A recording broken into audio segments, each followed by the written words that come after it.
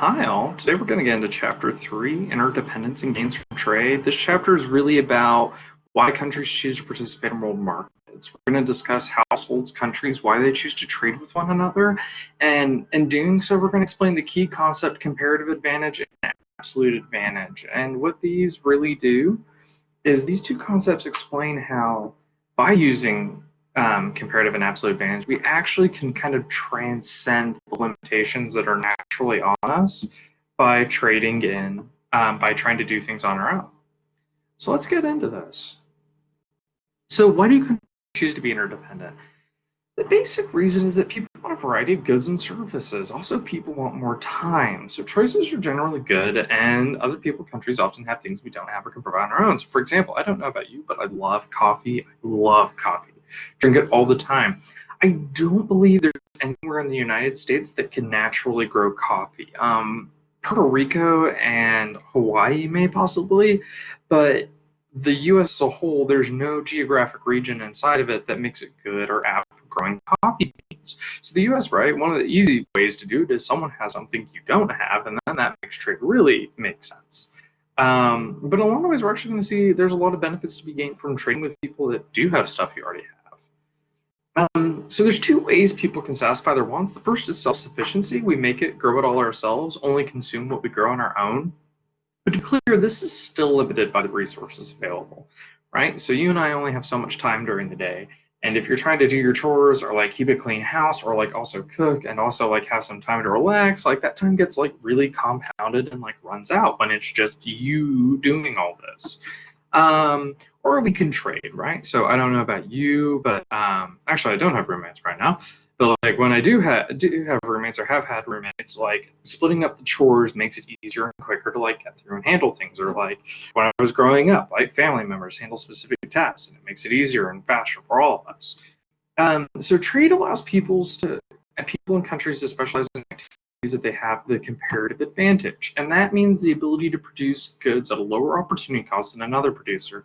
But what does that mean? We'll get into that in a second. So we're going to talk about an example here. You have two countries, the US and Japan. There's only two goods, computers and wheat. This is a simple example, but actually a lot of different items work here. Ironically, the US is the world's 12th largest rice producer, and it exports much of that rice. Japan is one of the big markets the US is actually trying to get into. And it's actually kind of appealing because, like, cool, fun little fact here, that median age of a Japanese rice farmer is 79 years old. And the average size of a rice farm in Japan is less than an acre. So it actually makes a lot of sense for the US, who like huge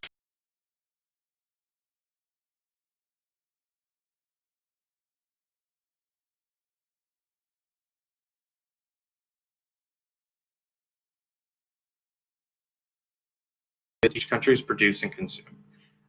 If the country chooses, and we're going to look at how this changes between if they choose to be self-sufficient and if they trade with another country. So here's our first example.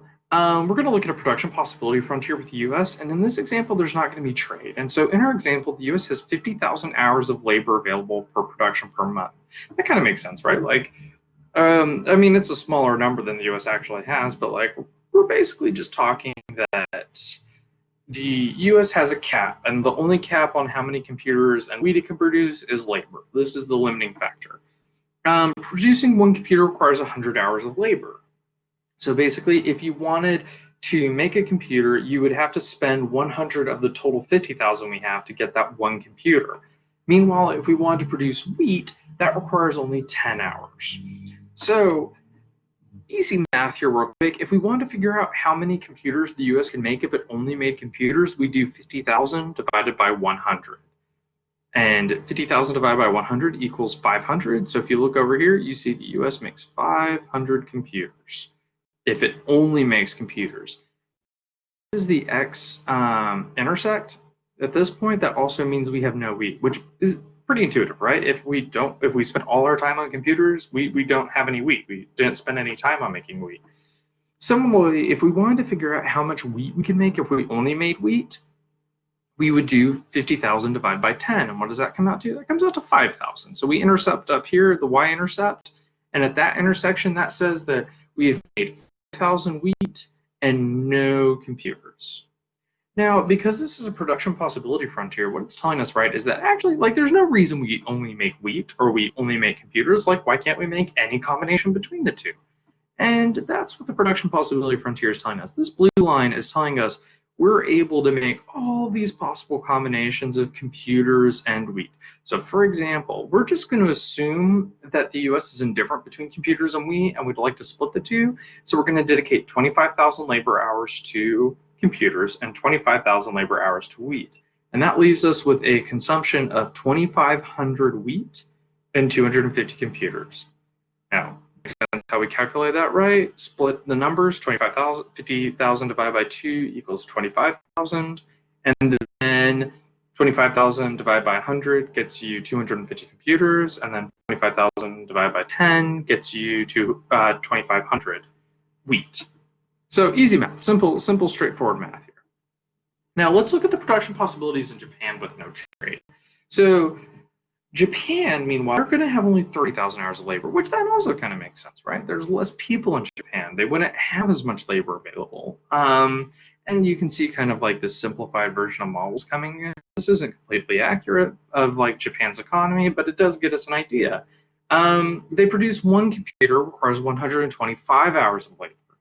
And they produce 1 ton of wheat requires 25 hours of labor. So if we do the same thing we did with the United States, Japan has enough labor to produce 240 computers or 1,200 tons of wheat, or any combination along the PPF. Exactly the same thing we did with the US. So what you would do is you do 30,000 divided by 125 gets you 240 computers, or 30,000 divided by 25 gets you 1,200 wheat, and then again, you can make any combination of these two.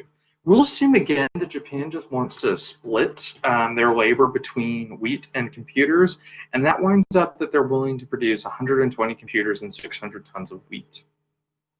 Now remember, last time we talked about production possibility frontier, we said all this was infeasible, right? Anything above that line, that's impossible. Anything within the line is possible, but inefficient. That becomes important in a second. So let's look what we got here. So, like we said, without trade, the US gets 250 computers and 2,500 wheat, and Japanese consumers get 120 computers and 600 tons of wheat. We're going to compare consumption without trade to consumption with trade now. Now, let's see what happens when they do trade. First, though, we need to figure out how much of each good is produced and traded by the two countries. And what we're going to look at in the next few slides is what happens when specialization occurs. Now, what does specialization mean? Specialization means that one of two things. You focus most of your energy on a single item. It doesn't necessarily have to be exclusive. But an example, we're going to have an exclusive specialization and a diversified specialization. So scenario one, suppose the US produces 3,400 tons of wheat. How many computers would the US be able to produce with its remaining labor? Draw the point representing this combination of computers and wheat on the US PPF curve. All right, we're going to pause here. Give it a few seconds. Just click your pause button while you're watching this video and take a moment to practice this and see if you can solve this. And remember this number down here. The US producing 1 computer requires 100 hours of labor. Producing 1 ton of wheat requires 10 hours of labor. All right, now that you've worked that out, let's go to scenario 2. Suppose Japan produces 240 computers. How many tons of wheat would Japan be able to produce with its remaining labor? Draw this point on Japan's PPF. Now remember, Japan produces 1 computer requiring 125 hours of labor and produces 1 ton of wheat with 25 hours of labor. So take a moment, pause now, and we'll wait for a second and try to work this example out on your own.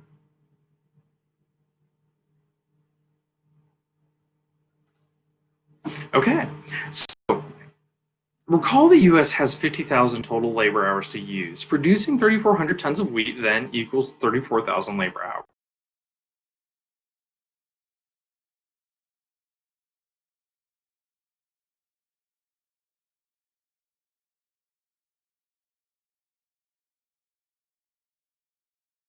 Calculate that by doing 50,000 minus 34 gets you 16. Divide that 16,000 over 100 to make a computer, and you get 160 computers, right? And so it makes sense. All that goes to computers because that's the only other good in the economy. So we come up here on our production possibility frontier, find 3,400.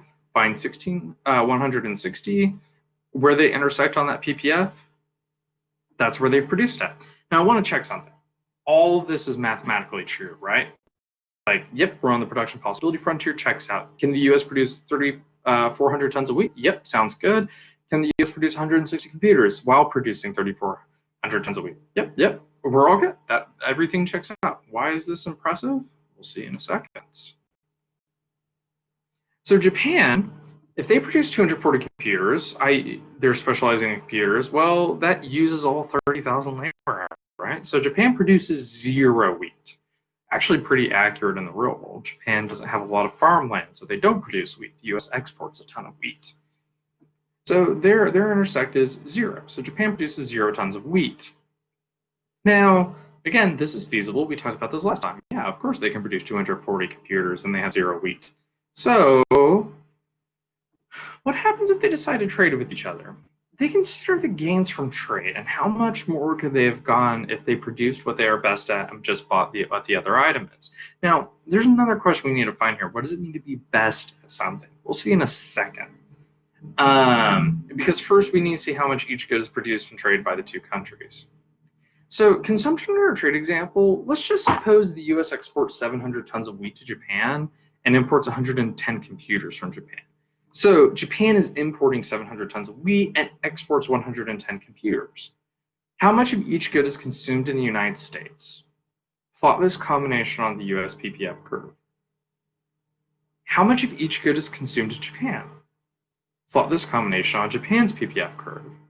Now let's pause here for a second. Click the pause button, wait, try to work through these two problems, and then let's continue the next slide. All right, let's go. So US consumption with trade. In our example, right, the US produced 160 computers and 3,400 wheat. Now they're importing 110 computers, right? That's the agreement, is we're going to import 110 computers and we're going to export 700 wheat. What does that tell us? That means the amount consumed equals 270 computers, 2,700 wheat. If you remember, when we split our effort, right, we were only at 250 computers and 2,500 wheat. So by trading, the US is now able to reach beyond our production possibility frontier curve. We're able to actually consume at a higher level than was originally feasible. Well, so let's see if this works for Japan too.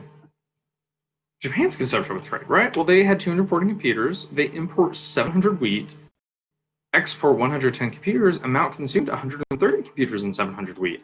Wow, so again, right, if Japan split their labor, we said they were going to make 120 computers and 600 wheat. Well, now they're consuming 130 computers and 700 wheat. So again, we're at a new point that goes beyond our production possibility frontier.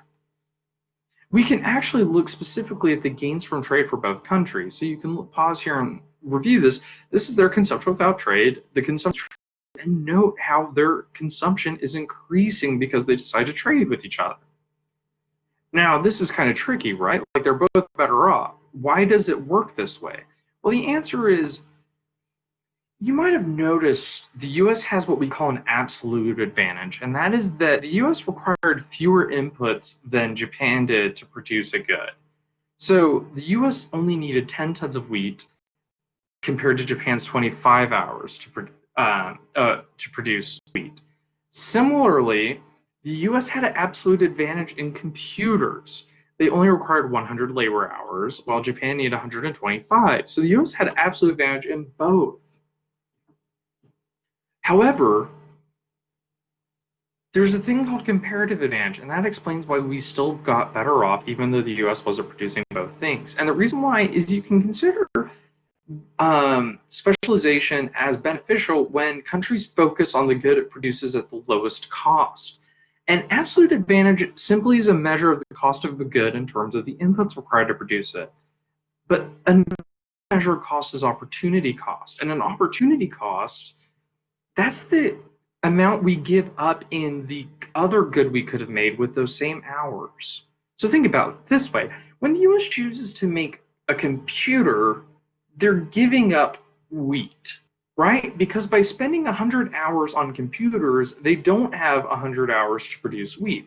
Meanwhile, when Japan produces computers, they're giving up 125 hours of wheat production in order to focus on creating. The significance of this is that comparative advantage, when we think of this ability to produce a good at a lower opportunity cost, we have to convert this ratio of hours given up to produce wheat that could have been put into a computer. So for the US, 10 tons of wheat in the US, producing one computer requires 100 labor hours, which instead could produce 10 tons of wheat. So one computer costs us 10 tons of wheat. Does that make sense? Because think about it, again, we go back, making one computer costs 100 labor hours, making one wheat costs 10 hours. It makes sense then that for every computer we make, we gave up the opportunity to make 10 wheat tons. Meanwhile, Japan only gives up 5 wheat tons to make a computer. So for one computer, 125 hours, you would divide this by the 25 hours required to make wheat, and Japan only gives up, again, 5 tons of wheat. So in this example, Japan has a comparative advantage in computers. Simple enough, right? Straightforward. Yeah, Japan spends less in making a computer than the US does. That means Japan has a comparative advantage in computers. So when we consider the gains from trade from comparative advantage, differences in opportunity costs, when each country specializes in the goods that it has comparative advantage, total production in all countries is higher. Why? Because the cost of production goes down for everyone. The world economic pie gets bigger, and all countries can gain from trade. The same applies to individuals like Farmer Frank and Rancher Rose in the book, who benefit by specializing in different goods and trading with each other.